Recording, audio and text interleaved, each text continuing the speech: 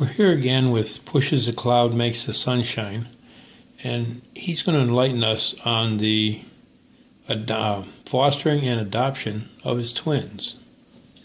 So, the story kind of goes that we had 3 boys and wanted a little girl, and we believed that one, we were going to have another boy if we had another child, which ended up being true. And we wanted a little girl, and we prayed a lot about it, and felt like adoption was where we needed to go. And for me, a lot of that is because I do not believe that we are stuck with our genes and stuck with the scenario that we're born into. You know, I think a lot of that comes from my mom. You know, she did tell stories about when she was a kid being told that she's a half-breed, that she wasn't smart enough to be in the white school because she was a half-breed. And obviously my mom was brilliant, right? You know, she at least had a bachelor's degree from BYU, and it was education, right, I think.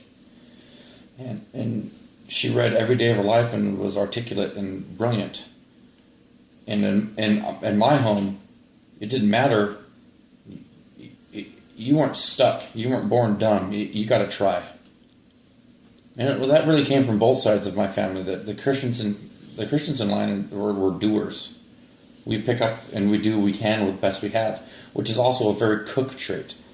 The cooks are also doers and survivors.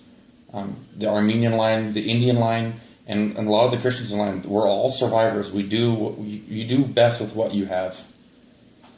And I guess a lot of my mom's attitude towards that made me really believe that these little kids, they need a chance at life. And so we decided to adopt from foster care, and we decided to let God make that decision for us if it was right for us. So the only way we could afford to adopt was through foster care.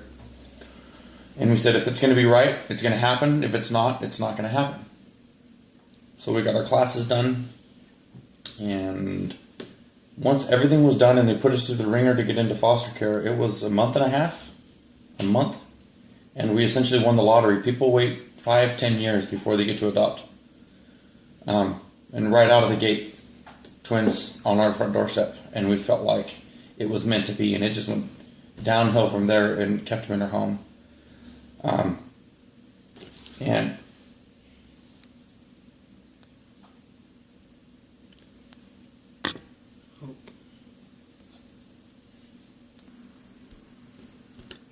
so really what it comes down to is very anti-eugenics. Eugenics, the mentality that some genes are acceptable and some genes aren't, is what justified the Holocaust, what justified the Turks killing the Armenians. It's what justified enslavement of Africans, and it justified the white man taking over the Indians. It's been that mindset forever, and we have to break that mindset. We're all brothers and sisters, and we're all who we choose to be, and we all have to own our own actions.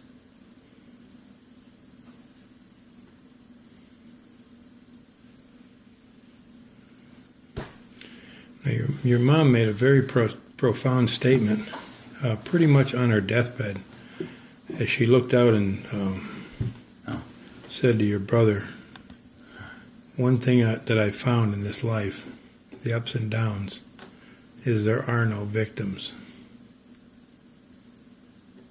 I had the same response. It's driven me crazy for a week. You know, that wasn't the one that stuck with me.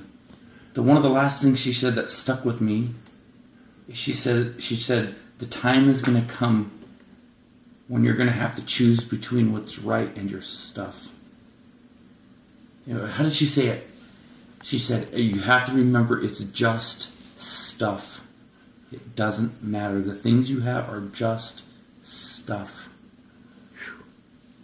That was one of her last things that really stuck with me. She said, the time is coming and it's just stuff. Let it go. It's just stuff. Dang. I think that's one thing that hit me really, really hard. I wish I could remember exact context she put it in, but because she made it seem like the time is going to come where you're going to have to let go of your stuff. And you have to remember that it's just stuff. I've got something else to think about for several days. That's funny. I think each of us took something different when Mom had her last. She got a lot of energy in the last little bit, and it seems like she left a message for each one of us. I'll have to talk to Dave about that one. I missed that one. That was a pretty emotional night. I'm still recovering from that.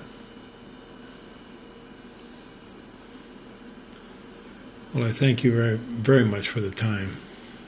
And thank you for being a brother. Thank you.